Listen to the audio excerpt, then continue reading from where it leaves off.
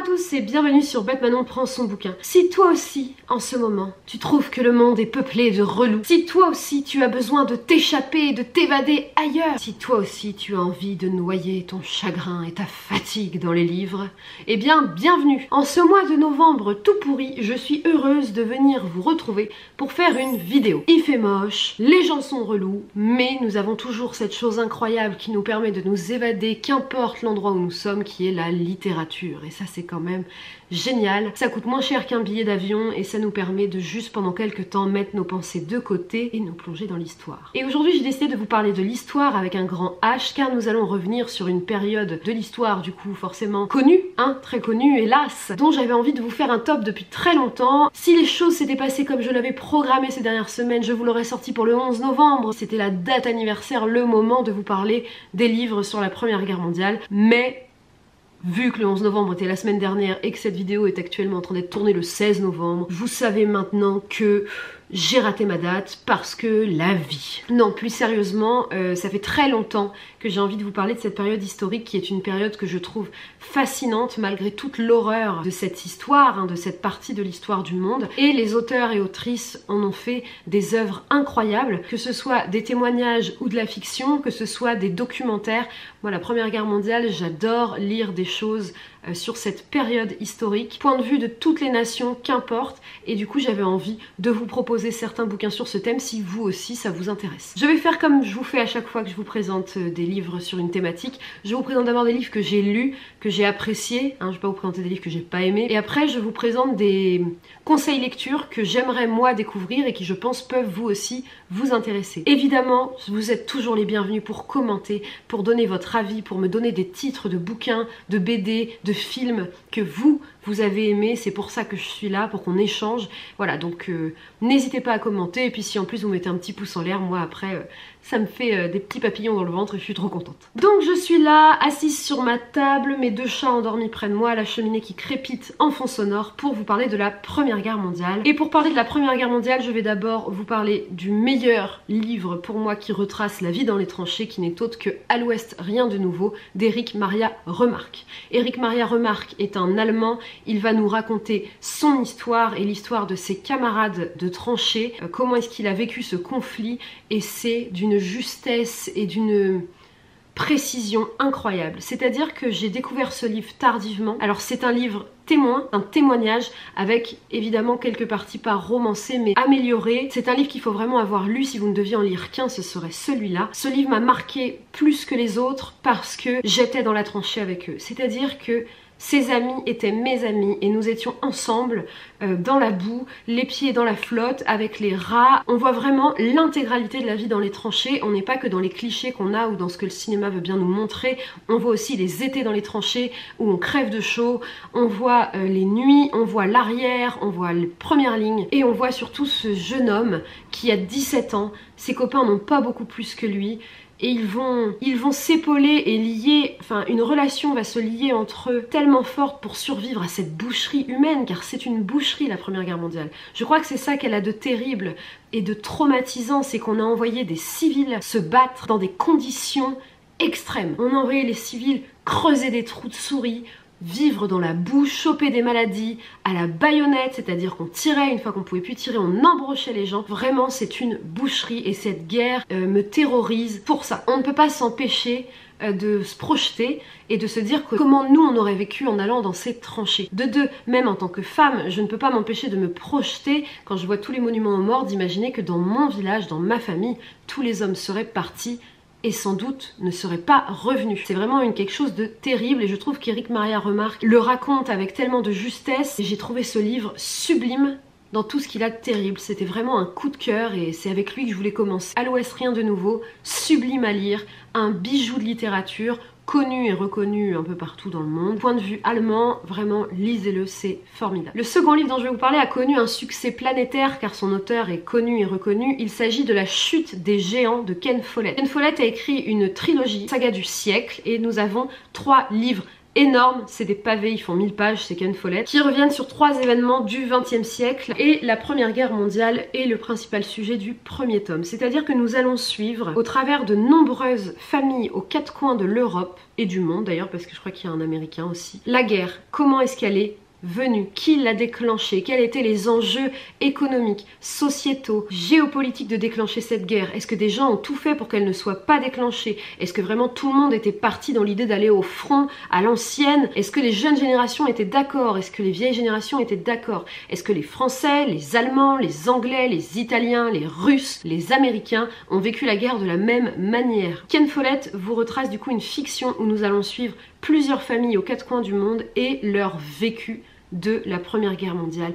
Et c'est d'une richesse historique incroyable. Alors que de vous à moi on me dit une fiction, j'ai toujours un très gros préjugé qu'il va peut-être y avoir des facilités historiques ou des même remaniements historiques, ça s'est vu et revu hélas dans beaucoup de bouquins et de films. Du coup je suis toujours avec un peu de méfiance et puis quand j'ai un doute sur un événement je vais tout de suite chercher dans des sources sûres. Mais là Ken Follett a fait un travail de recherche et d'investigation que vraiment c'est une fiction qui m'en a parfois plus appris que des bouquins théoriques. Rien que pour ça, je salue le travail de l'auteur. Incroyable. De plus, vous vous attachez à tous ces personnages, vous avez des favoris, vous en avez que vous aimez pas. Et évidemment, parce qu'il y a quand même un côté fiction derrière ça, ces personnages qui ne se connaissent pas vont se croiser à certains moments de leur vie. Évidemment qu'on va aussi avoir une idée de la société au début du XXe siècle dans les différents pays, les mœurs, la manière de vivre et qu'est-ce que cette guerre va déclencher. Vraiment, je ne savais pas autant de choses sur la Première Guerre mondiale. Rien que le avant Première Guerre mondiale, tout ce qui va nous pousser à ce conflit, c'est instructif au possible, passionnant. Et ça va jusqu'à la fin, jusqu'aux années qui suivent la Première Guerre mondiale. Et on a vraiment cette impression d'avoir pu capter tous les événements, toutes les sensations du point de vue de tous les protagonistes de cette guerre. Mon avis est un peu dithyrambique, mais c'était génial. Je vais pas vous mentir, j'ai adoré aussi le second tome qui est sur la Seconde Guerre mondiale, où on retrouve les mêmes personnages de ces familles, du coup 20 ans plus tard, quasiment 20 ou 30 ans plus tard, pareil, lors de la montée du fascisme, du nazisme et de tous ces groupuscules extrémistes qui vont mettre le monde à feu et à sang dans les années 30 et 40. Voilà, donc vraiment Ken Follett, allez-y si vous ne l'avez pas lu, et si vous l'avez lu, faut qu'on en cause parce que moi je pourrais en parler des heures. Le 3e livre dont je veux vous parler est une fiction du coup qui revient aussi sur cette époque. On va dire que la Première Guerre mondiale est une toile de fond qui va expliquer beaucoup d'événements que les personnages de l'histoire vivent. Il s'agit des Âmes grises de Philippe Claudel, qui est un des plus beaux livres que j'ai lus de ma vie. Ne serait-ce que par la richesse de la plume. Nous allons être dans un petit village au lendemain de la Première Guerre mondiale et une jeune femme, institutrice de l'école, toute jeune, va être retrouvée assassinée et évidemment le narrateur et tous les autres personnages vont se demander qui a bien pu faire ça et revenir sur l'histoire de cette jeune fille. En revenant sur l'histoire de cette jeune fille, nous entendons aussi parler de la guerre et de ce que la Première Guerre mondiale a eu comme impact sur les personnages et sur les habitants de ce village. C'est un livre d'une beauté indescriptible, c'est tellement bien écrit, c'est vraiment Philippe Claudel a ce talent, il a du style en fait, il a du charme, il a quelque chose qui va vous émouvoir dans le choix des mots, dans les comparaisons qu'il fait, dans ses personnages, il les construit avec beaucoup d'émotion, c'est-à-dire que ce ne sont pas des personnages manichéens, ce ne sont pas des personnages simples, ce sont des gens comme vous et moi qui ont leur part d'ombre et de lumière et qui font ce qu'ils peuvent avec les événements qui arrivent. En plus il y a cette sorte de petit leitmotiv sur... cette enquête en fait, qui a bien pu tuer cette institutrice. Alors on n'est pas dans un thriller, on n'est pas dans un policier, mais forcément on va s'interroger sur quelle relation elle avait avec les habitants. Et donc le narrateur qui est là, lui cherche en fait à comprendre et revient lui-même sur son propre passé et donc sur sa propre expérience de la guerre. Et c'est bouleversant parce qu'on est vraiment dans un petit village. J'étais vraiment touchée, vraiment très touchée au plus profond de mon cœur par ce bouquin, au point qu'il y a encore des passages que de temps en temps, quand je papote comme ça bouquin avec des gens et que je leur dis attends, tu sais pas Philippe Claudel à quel point c'est bien, je prends les Âmes grises, j'ouvre, je vais aux pages que j'ai cornées avec de belles citations et je lis des passages. Tellement c'est, vous voyez, il y a très peu de livres, en tout cas moi, j'ai très peu de livres que j'utilise comme ça encore comme ressource où je retourne régulièrement pour donner une idée aux gens à quel point c'est génial. Même là j'aimerais vous en lire un passage, mais après la vidéo elle va durer diplôme. Donc on va avancer, mais peut-être qu'un jour je vous ferai une vidéo où je vous enregistre un chapitre des âmes grises. Le prochain bouquin que j'ai choisi de vous parler ne va pas vous raconter la vie au front ou dans les tranchées, mais va revenir sur les traumatismes dus à la Première Guerre mondiale, que ce soit les traumatismes physiques, tous ces gens qui sont revenus avec les gueules cassées, blessés, mais surtout les traumatismes mentaux, tous ces hommes qui sont revenus traumatisés de la guerre avec des peurs handicapantes à ne plus pouvoir vivre. J'ai choisi du coup de vous parler de L'Enfant du lac de Kate Morton. Kate Morton, elle est connue pour ses histoires de famille. Nous sommes dans une famille très favorisée qui vit dans un manoir près d'un lac et dont le père, comme tous les hommes de l'époque, va être appelé au front pour se battre. Nous allons donc suivre l'histoire de la famille durant l'absence du papa et à son retour, où là il va être pris de crise de panique, de folie. Enfin, le traumatisme est tellement grand que parfois il va même avoir des hallucinations, et en fait tout cela va nourrir l'intrigue principale qui est que le fils de la famille a disparu. Que s'est-il passé? Pourquoi? Est-ce qu'il est encore en vie? Est-ce qu'il est mort? Il a disparu lors d'une fête, sauf que pendant cette fête il s'est passé moult choses. Toutes les personnes de la famille en fait vont avoir un point de vue différent à raconter, et c'est vraiment terrible puisque cette question de la guerre revient tout au long de la lecture. Et pareil, c'est une lecture assez conséquente. L'Enfant du lac doit faire 700 pages, 800 pages. Ça montre aussi le mal invisible de la guerre, l'impact que ça a eu sur les relations entre les parents et les enfants, entre mari et femme, entre père et enfant à leur retour, des enfants qui des fois étaient petits quand leurs pères sont partis, ils reviennent. C'était vraiment vraiment fort. Et évidemment il y a quand même quelques passages de guerre où on va comprendre qu'est-ce qui a mené à ce traumatisme du papa, qu'est-ce qui le déclenche, et c'est très intéressant. Et du coup je voulais vous en parler ici, même si vous voyez là on n'est pas dans à l'Ouest rien de nouveau, on n'est pas dans un bouquin qui nous parle de la vie des tranchées, qui nous parle des combats spécifiques, mais j'ai trouvé quand même qu'il était intéressant car il montre un autre regard et un autre point de vue sur la Première Guerre mondiale. Bon, je ne pouvais pas faire cette vidéo sans vous parler du guide de 14-18 en BD, un guide un peu de voyage, de docu-BD qui a été fait du coup par la maison d'édition de mon papa sur 14-18 et que pour le coup j'ai vraiment trouvé dingue. C'est un de mes livres préférés qu'ils ont sorti. Nous allons suivre l'histoire d'un homme qui va un jour recevoir une décoration militaire et va en faire un malaise et du coup va repenser à tout ce qu'il a vécu dans les tranchées. Ça c'est le fil rouge du bouquin, et en fait l'histoire va nous mener à différents lieux éponymes et stratégiques des événements de la Première Guerre mondiale. Et parallèlement à ça en fait vous avez des pages de docu-BD qui vont vous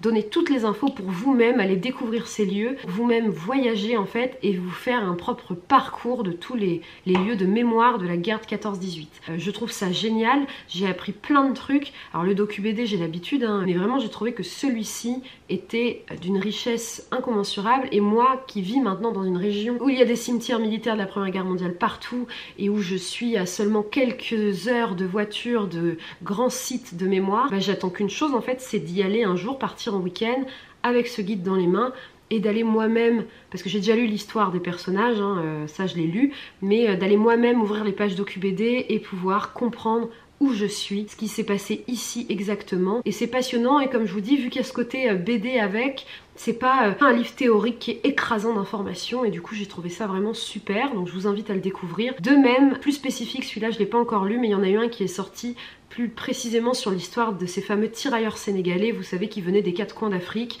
qu'on a tous mis sous le nom de tirailleurs sénégalais, parce qu'à l'époque on se posait pas trop de questions sur ces choses-là, encore une fois, c'était une époque incroyable. Et donc celui-là je l'ai pas lu, mais je sais que voilà, c'est aussi revenir sur l'histoire des tirailleurs sénégalais pendant la Première Guerre mondiale, tout ce qu'ils ont vécu, quel a été leur rôle dans cette guerre, et pareil avec une histoire et des pages de docu-BD, donc si ça vous intéresse n'hésitez pas à aller voir. Bon, le prochain, je pense que vous le connaissez toutes et tous, mais au cas où on ne sait jamais, il est important d'en parler.